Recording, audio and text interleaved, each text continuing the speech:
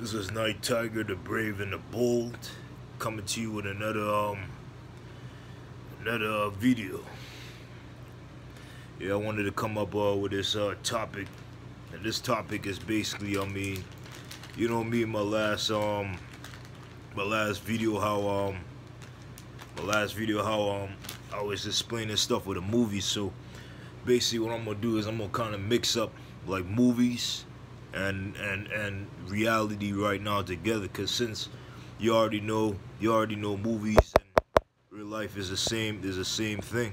Look, you're basically gonna get a grasp and a better understanding, of reality, and not what this system calls not what the system calls reality. You're gonna get a glimpse of what reality is. Eating a little bit of candy, but it's good to snack on one. It's good to snack on one now and then. But yeah, so what I'm gonna be talking about is the last airbender. So you know how the whole story goes. If nobody didn't see the last airbender, I recommend you go and see the last airbender. But yeah, the last airbender is a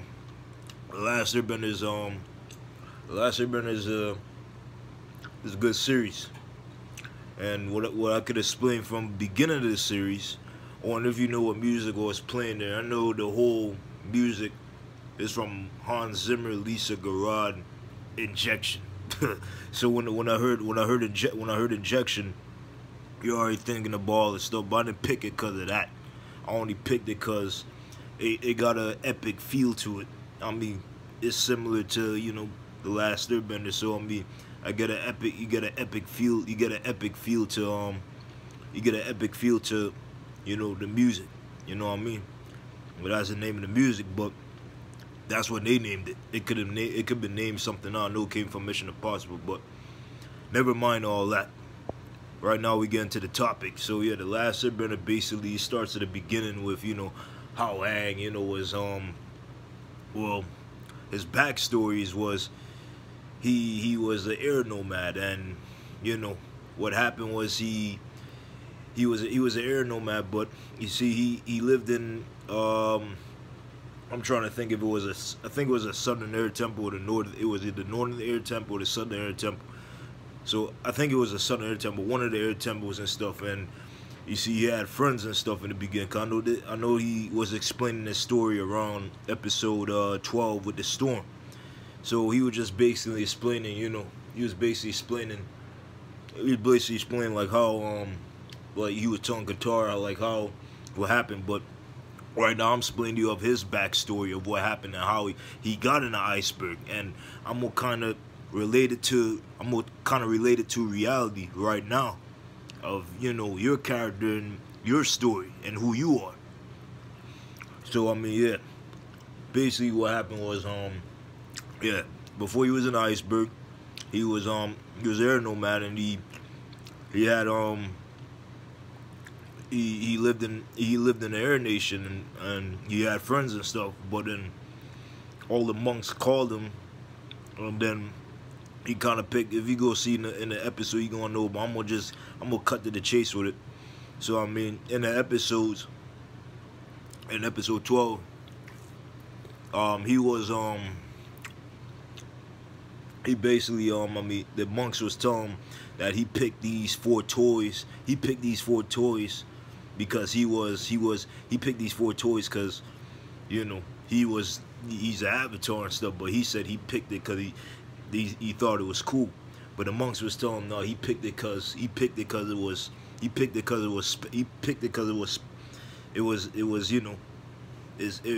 connects to his past lives, like water, earth, fire, and air. His past life before him was Roku, then it was Kyoshi. Before Kyoshi, it was I think Karaka, some waterbender, I believe it was. But yeah, basically look, I'm gonna cut to the chase. I know one of the monks wanted to take him because Monk Kyongsu was training him, and sometimes Aang was only 12 at that time, so he was just trying to be he was trying to be a kid.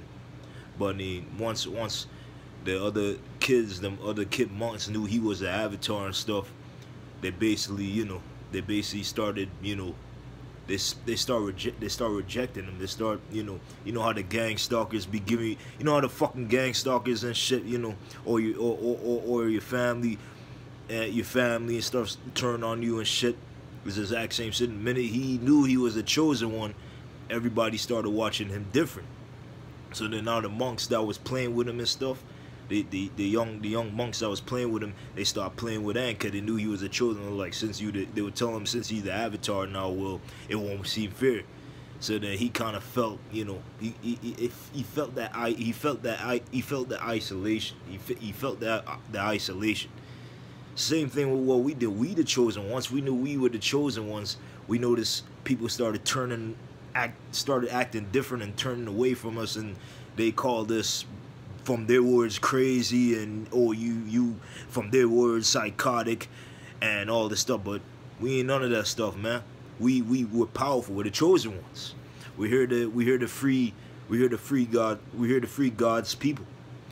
But yeah, I mean, look, and after that, I mean, he basically, heard Maki Akso, and I know I'm gonna pass the 10-minute mark, but I'm gonna try to edit it and just talk through the rest. Yes, I know Monkey Akso was talking to the monks, and then telling, I just want the best. Monkey Akso was saying he wanted the best for Aang, but then the other monks were saying they want to send him to the other air temple so he could train and stuff.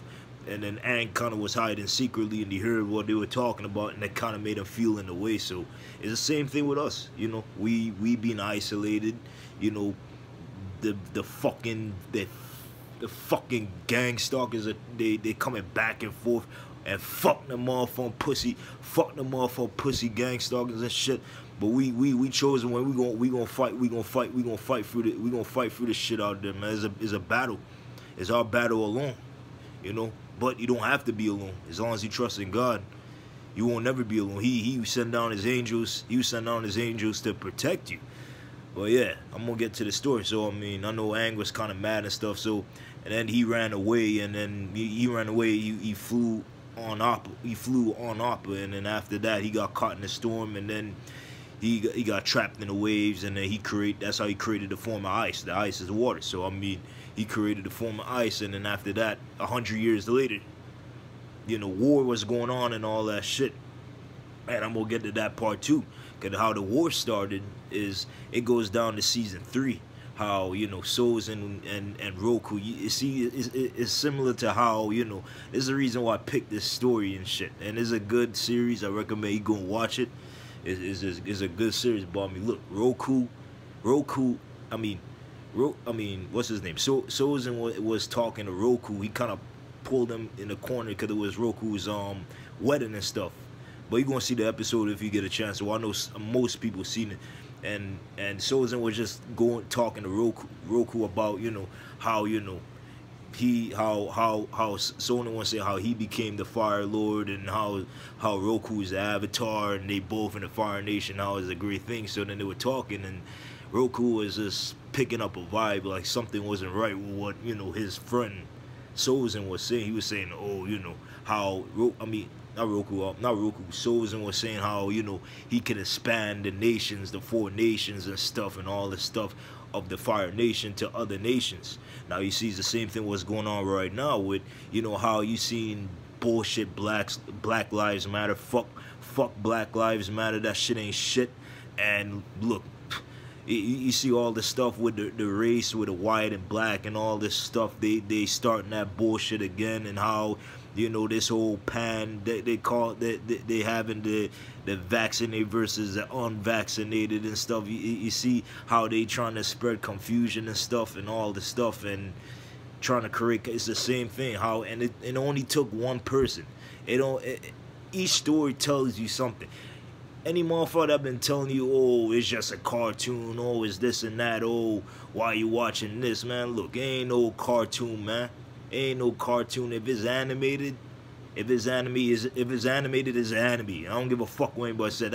They put that in people's subconscious. Suppose they said it was an anime long ago when it was made, then people would have been saying now it's an anime. So what the fuck? You know what I'm saying? They got escape out of the matrix and come back to your fucking senses. Have that God gene that the Most High has given you. You know what I'm saying?